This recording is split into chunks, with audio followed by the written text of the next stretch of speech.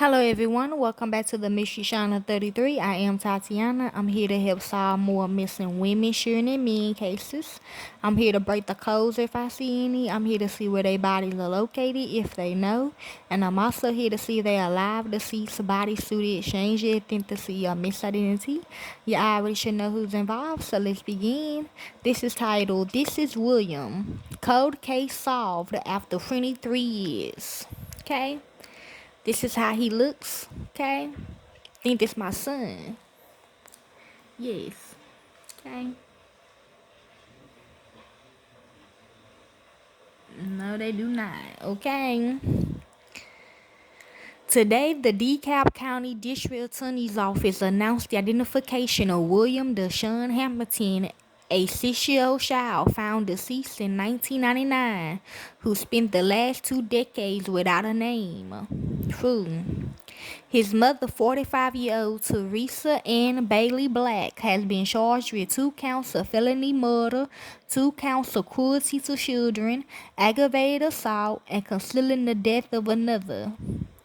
Now look at the picture of the mother. They said I think she's innocent as well. Okay, I'm gonna show y'all at the end.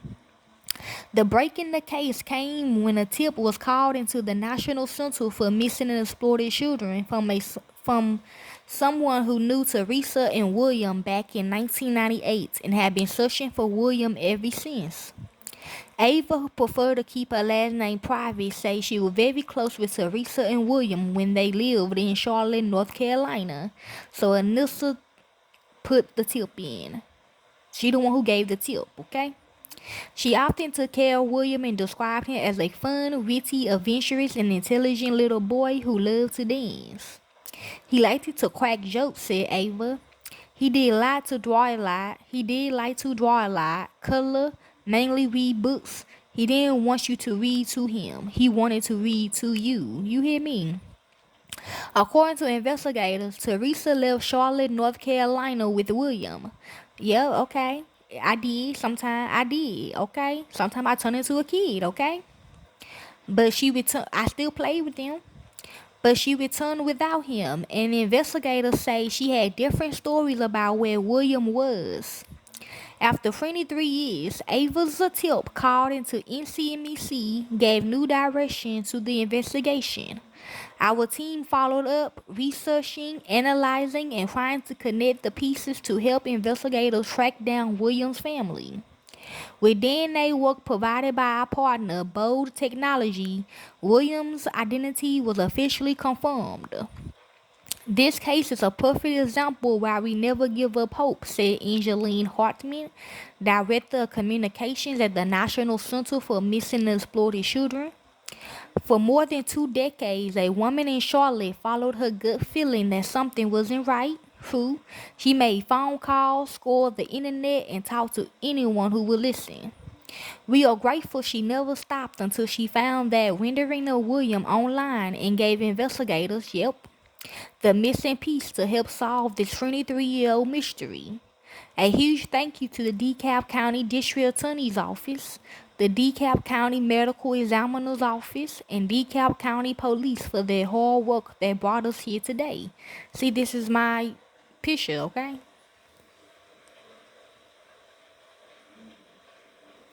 Yep, they gonna say that, okay?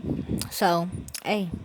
According to the DeKalb County DA's office, Teresa was taken into custody. I gotta say yes. No, I gotta accept the charge on that because I really am the mama though. Okay.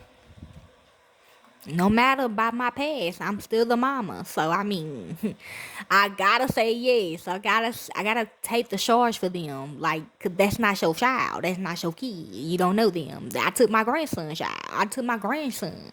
Okay, so I even took my elders in my family. I took they charge. Yeah, 'cause that's my family. Those my kids. I'm the mama. So that's why. That's what my charge is. Okay. According to the DeKalb County DA's office, Teresa was taken into custody near her home in Phoenix, Arizona, and is currently awaiting extradition to Georgia. Now, the DeKalb County DA's office is seeking information from anyone who knew Teresa Ann Bailey Black or her son, William Deshaun Hamilton, between 1998 and 1999 in the metro Atlanta area. If you have any information, please all that please call their cold case tip line at 404-371-2444. February the 26th, 2019. So yeah, it was already in motion. For 2 decades, investigators in DeKalb County, Georgia had tried to identify a young child who was found deceased in the woods on February the 26th, 1999, losing technology that wasn't around 23 years ago. 20 years ago. A forensic artist here at the National Center for Missing and Exploited Children created this new facial reconstruction. It's the most lifelike image of the boy to date. Investigators determined that the little boy was African American, between the ages of 4 to 8 years old, and likely died about 3 to 6 months before his remains was found. He was, I try to tell people this. He was between 3 feet 10 inches and 4 feet 2 inches tall. I know I gotta explain. I know that, but when they come at me crazy about a killer, I'm gonna try to portray you to not come at me. But did that work? Hell no, it did not work. Okay? Well, that's why I called her. I called her because I said, where is this missing boy at?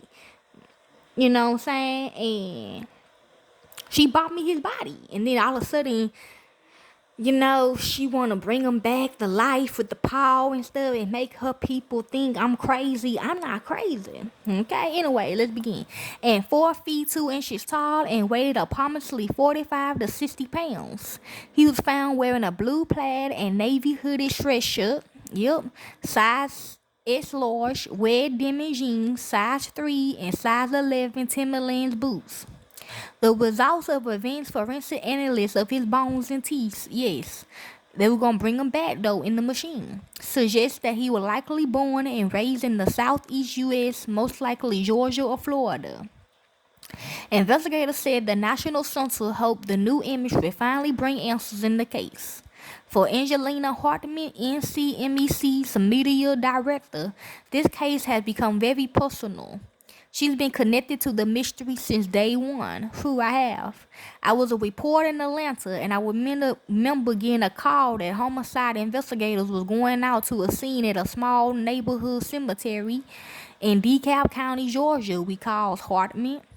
At the crime scene, Hartman learned that police were dealing with the remains of a small child.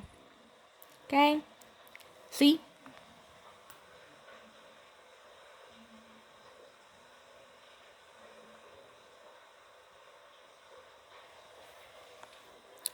It was sad to think about this young child just out in the open like that. It was on an unusual location in the South. Small cemeteries can be found in some exclusive places, explained Hartman.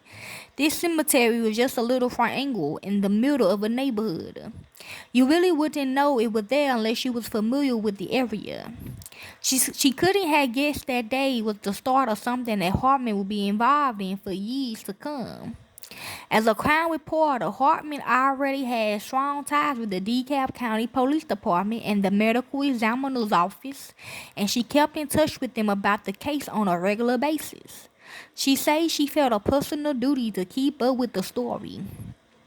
I wanted to make sure people knew that this child didn't have a name yet. I kept searching for new details that could help get his story out there again. Hartman's dedication to this case did not go unnoticed, especially by those she worked so closely with at the DeKalb Medical Examiner's Office.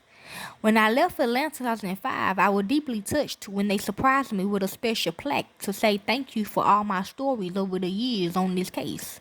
It was such an honor, say Hartman. So this the reporter right here that cut his scalp off, okay?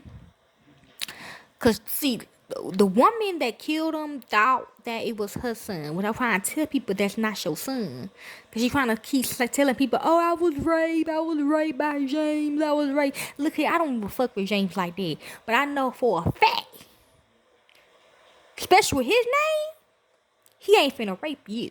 Okay? Trust and believe that. So, she was telling everybody this is her child. So her right here, being Mexican as she is, or Asian or whatever, she cut his scalp off. So she, who y'all think is the mama, won't remember him. Type shit. Like, what the fuck?